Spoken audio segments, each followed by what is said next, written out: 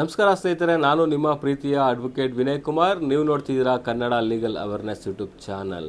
ಯಾರು ನಮ್ಮ ವೀಡಿಯೋಸ್ನ ಪ್ರಥಮವಾಗಿ ನೋಡ್ತಾ ಇದ್ದಾರೋ ಅವರು ಇವಾಗಲೇ ಸಬ್ಸ್ಕ್ರೈಬ್ ಮಾಡ್ಕೊಳ್ಳಿ ಮತ್ತು ನಿರಂತರವಾದ ವೀಡಿಯೋಸ್ಗಳಿಗಾಗಿ ಬೆಲ್ ಐಕನ್ ಪ್ರೆಸ್ ಮಾಡೋದು ಮರಿಬೇಡಿ ಅಂತ ಹೇಳ್ತಾ ಇವತ್ತಿನ ವೀಡಿಯೋಗೆ ಬಂದ್ಬಿಡ್ತೀನಿ ಸ್ನೇಹಿತರೆ, ಇವತ್ತಿನ ಟಾಪಿಕ್ ಏನಂತ ಹೇಳಿದ್ರೆ, ಆಸ್ತಿ ವಿಭಜನೆ ಆಗದೆ ಇದ್ದಾಗ ಆಸ್ತಿಯನ್ನು ಖರೀದಿ ಮಾಡಿದರೆ ಆಸ್ತಿ ಎಲ್ಲರಿಗೂ ಹಂಚಿಕೆ ಮಾಡಬೇಕಾಗತ್ತಾ ಅಥವಾ ಯಾರು ಖರೀದಿ ಮಾಡಿರ್ತಾರೋ ಅವರಿಗೆ ಮಾತ್ರನೇ ಸಲ್ಲುತ್ತಾ ಅಂತ ಹೇಳಿ ಈ ವಿಡಿಯೋದಲ್ಲಿ ಹೇಳ್ತೀನಿ ಸ್ನೇಹಿತರೆ. ಒಬ್ಬ 4-5 ಜನ ಅಣ್ಣ ತಮ್ಮದಿರು ಇರ್ತಾರೆ. ಎಲ್ರಿಗೂ ಒಂದು 2 ಎಕರೆ 3 ಎಕರೆ ಆಸ್ತಿಯನ್ನು ಹಂಚಿಕೆ ಮಾಡ್ಕೊಂಡು ಅವರು ವ್ಯವಸಾಯ ಮಾಡ್ಕೊಂಡು ಬಂದಿರ್ತಾರೆ. ಯಾವುದೇ ರೀತಿಯಾದ ಒಂದು ಪಾರ್ಟಿಷನ್ ಡೀಡ್ ಆಗಿರೋದಿಲ್ಲ. ನ್ಯಾಯಾಲಯದ ಮುಖಾಂತರ ಆಗಿರ್ಬೋದು ಅಥವಾ ಒಂದು ಸಬ್ ರಿಜಿಸ್ಟ್ರ್ ಆಫೀಸಲ್ಲಿ ಆಗಿರ್ಬೋದು, ಒಂದು ವಿಭಾಗ ಪತ್ರವನ್ನು ಮಾಡಿರೋದಿಲ್ಲ. ಅಂಥ ಸಂದರ್ಭದಲ್ಲಿ ಯಾರು ವ್ಯವಸಾಯ ಮಾಡ್ಕೊಂಡು ಬಂದಿರ್ತಾರೆ, ಒಂದು 2 ಎಕರೆ 3 ಎಕರೆ ವ್ಯವಸಾಯ ಮಾಡ್ಕೊಂಡು ಬಂದಿರ್ತಾರೆ, ಅಣ್ಣ ಅದನ್ನೆಲ್ಲೋ ಬೇರೆ ಕಡೆ ಕೆಲಸದಲ್ಲಿ ಇರ್ತಾರೆ ಅಂದ್ಕೊಳ್ಳಿ. ಯಾರು ವ್ಯವಸಾಯ ಮಾಡ್ಕೊಂಡು ಬಂದಿರ್ತಾನೋ ಅವನು ಆ ವ್ಯವಸಾಯದಿಂದ ಬಂದಂಥ ಲಾಭದಲ್ಲಿ ಏನಾರ ಒಂದು ಆಸ್ತಿಯನ್ನು ಖರೀದಿ ಮಾಡಿದರೆ ಅಂಥ ಸಂದರ್ಭದಲ್ಲಿ ಅದು ಸಹ ಒಟ್ಟು ಕುಟುಂಬದ ಆಸ್ತಿ ಆಗಿರುತ್ತೆ ಸ್ನೇಹಿತರೆ. ಒಂದು ವೇಳೆ ಅಣ್ಣ ಯಾವುದೋ ಒಂದು ಗೌರ್ಮೆಂಟ್ ಅಫಿಷಿಯಲ್ ಆಗಿರ್ತಾನೆ, ಅವನು ದುಡಿದು ಅಥವಾ ಲೋನ್ ಮಾಡಿನೋ ಮತ್ತೊಂದು ಮಾಡಿ ಇನ್ನೊಂದು ಆಸ್ತಿ ಯಾವುದೋ ಖರೀದಿ ಮಾಡಿರ್ತಾನೆ ಅಂದ್ಕೊಳ್ಳಿ. ಅಂಥ ಸಂದರ್ಭದಲ್ಲೂ ಸಹ ಅದು ಒಟ್ಟು ಕುಟುಂಬ ಅಂತಲೇ ಪರಿಗಣಿಸಬೇಕಾಗತ್ತೆ. ಆದರೆ ಅವನು ಲೋನ್ ಮಾಡಿರೋದು ಅಥವಾ ಅವ್ನು ಖರೀದಿ ಮಾಡಿರೋದಕ್ಕೆ ಹೂಡಿಕೆ ಮಾಡಿದಂಥ ಹಣದ ಮೂಲ ಯಾವುದು ಅಂತೇಳಿ ಅವನು ಪ್ರೂವ್ ಮಾಡಬೇಕಾಗತ್ತೆ. ಒಂದು ವೇಳೆ ಅವನ ಸ್ವಂತ ದುಡಿಮೆ ಹಣ ವ್ಯವಸಾಯೇತರವಾಗಿ ವ್ಯವಸಾಯ ಬಿಟ್ಟು ಬೇರೆ ಮೂಲದಿಂದ ಬಂದಂಥ ಹಣದಿಂದ ನಾನೇನು ಖರೀದಿ ಮಾಡಿದರೆ ಅವನು ಪ್ರೂವ್ ಮಾಡಿದಂಥ ಸಂದರ್ಭದಲ್ಲಿ ಅದು ಸೆಲ್ಫ್ ಅಕ್ವೈರ್ಡ್ ಪ್ರಾಪರ್ಟಿಯಿಂದ ಪರಿಗಣಿಸ್ಬೋದು.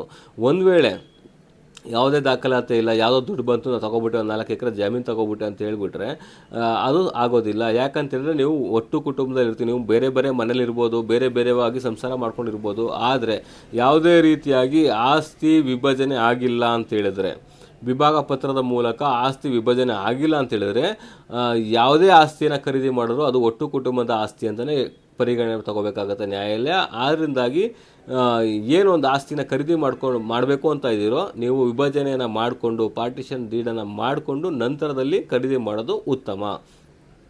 ಇಲ್ಲ ಅಂತೇಳಿದ್ರೆ ನೀವು ಒಂದು ವೇಳೆ ವಿಭಜನೆ ಆಗದೇ ಯಾವುದಾದ್ರು ಕೆಲವೊಂದು ಆಸ್ತಿಯನ್ನು ಖರೀದಿ ಮಾಡಿದ್ದಂಥ ಸಂದರ್ಭದಲ್ಲಿ ನೀವು ಅದಕ್ಕೆ ಸರಿಯಾದ ದಾಖಲಾತಿಯನ್ನು ಕೊಡಬೇಕಾಗತ್ತೆ. ಇದು ನನ್ನ ಸೆಲ್ಫ್ ಅಕ್ವೈರ್ಡ್ ಪ್ರಾಪರ್ಟಿ, ಒಟ್ಟು ಕುಟುಂಬದ ಆಸ್ತಿಯಿಂದ ಬಂದ ವರಮಾನದಿಂದ ನಾನು ಕೊಂಡುಕೊಂಡ ಆಸ್ತಿಯಲ್ಲ, ಇದು ನನ್ನ ಸ್ವಯಾರ್ಜಿತವಾಗಿ ನಾನು ಕೆಲಸ ಮಾಡಿ ಇಂಥ ಕಡೆ ಕೆಲಸ ಮಾಡಿ ಈ ರೀತಿ ಸಾಲ ತಗೊಂಡು ಈ ರೀತಿಯಾಗಿ ನಾನು ಈ ಆಸ್ತಿಯನ್ನು ಖರೀದಿ ಮಾಡಿದ್ದೀನಿ, ಹಾಗಾಗಿ ಇದು ಒಟ್ಟು ಕುಟುಂಬದ ಆಸ್ತಿ ಅಲ್ಲ ಅಂತ ಹೇಳಿ ನೀವು ನ್ಯಾಯಾಲಯದಲ್ಲಿ ಪ್ರೂವ್ ಮಾಡಬೇಕಾಗತ್ತೆ.